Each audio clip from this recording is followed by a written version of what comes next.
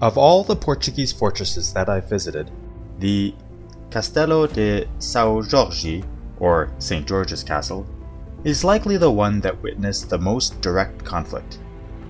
This is possibly also because it is the oldest, or at least its foundations are the oldest. The first fortifications on this hill, which today overlook modern-day Lisbon, as you can see, date all the way back to over 2,000 years ago. This is when the Romans appear to have first fortified the hill. Settlement of the area, though, dates back even further.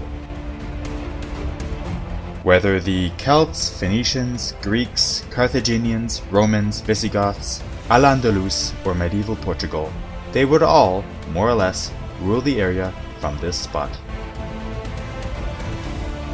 The castle was probably most dramatically besieged in 1147, as alluded to earlier in the video, when medieval Portugal captured the castle and the city of Lisbon from the Moorish kingdom that was ruling it.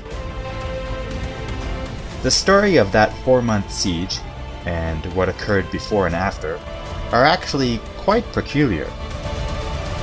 As far as I know, only one eyewitness account of that siege still exists today, and that singular eyewitness chronicle tells some strange tales. The chronicle tells about how the very first king of Portugal, King Afonso, heard about a group of crusaders who were, as part of the Second Crusade, traveling by sea on the way to the Levant, so the Eastern Mediterranean. These crusaders, which were a group of English, German, and Flemish soldiers, had been forced to make a stop in Portugal, and were then, through promises of plunder, convinced by the same Portuguese king, King Afonso, to help attack Lisbon. This is because the Kingdom of Portugal had only recently been founded, and the city of Lisbon was not, at that time, under his control. The first-hand witness, who I mentioned earlier, and who appears to have been from England, included all kinds of anecdotes in his chronicle. Anecdotes of how the besiegers, and the besieged, traded insults across the walls, and how, after the city had surrendered, the Flemish soldiers apparently plundered wildly, while the English, on the other hand, apparently behaved honorably. To me, it seems the chronicler may have been a bit biased. But with an event so long ago, it's hard to know what exactly happened. Over 200 years later, in 1373 and in 1384, the castle would once again be central to the history of Portugal, and would once again come under siege. This time, though, it would be the Castilians besieging the fortress.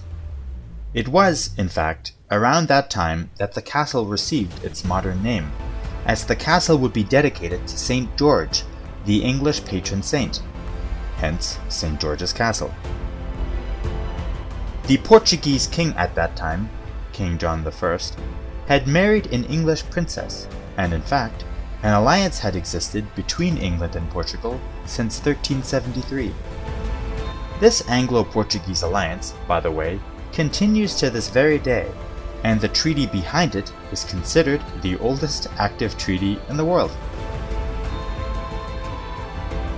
Although the saint, St. George, was also popular in Portugal, I can't help but wonder if the king partly named the castle to honor his wife. While in the siege of 1373, the city of Lisbon was captured, in 1384 it held out, and like the siege from 200 years earlier, the siege in 1384 also lasted around 4 months. This time, however, it included not only a land battle, but also one on water. It was during this siege that a battle took place on the Tagus River, so the river that flows through Lisbon. A group of some 34 ships tried to break the Castilian blockade to deliver much-needed supplies to the city and the castle of St. George. Perhaps thanks to this delivery on the water, the besieged Portuguese were eventually able to outlast the Castilians besieging them, and so the castle held. Interestingly, the next year, A group of medieval English longbowmen would land in Portugal in honor of their alliance, even though, at the time, the English were already fighting in the 100 Years' War in France. As the English longbowmen are mostly known for their battles in France, I was surprised to discover this. Less than 100 years later, the castle began to be converted into a royal palace. And so it was in fact here, at St. George's Castle, that the famous navigator, Vasco da Gama, would be received by the king after returning from his breakthrough voyage to India in 1498. Over the centuries that followed, the castle, and the city of Lisbon, would be hit hard by earthquakes, including in 1531 and 1755. During the 60-year Spanish rule, the damaged St. George Castle would also serve as a prison and as a military barracks.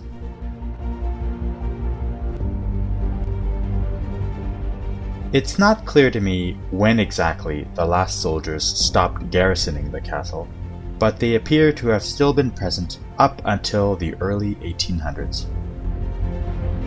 Finally, beginning in the 1930s, the castle would start to be renovated. Although there are far more tourists at St. George's Castle than, honestly, most other places, I would still recommend it as an essential part of any visit to Lisbon. I have more footage from other travels that explore the mysteries of history, so if this historical period interests you, be sure to check back to this channel to get more recommendations for travel destinations, or just to listen to some history.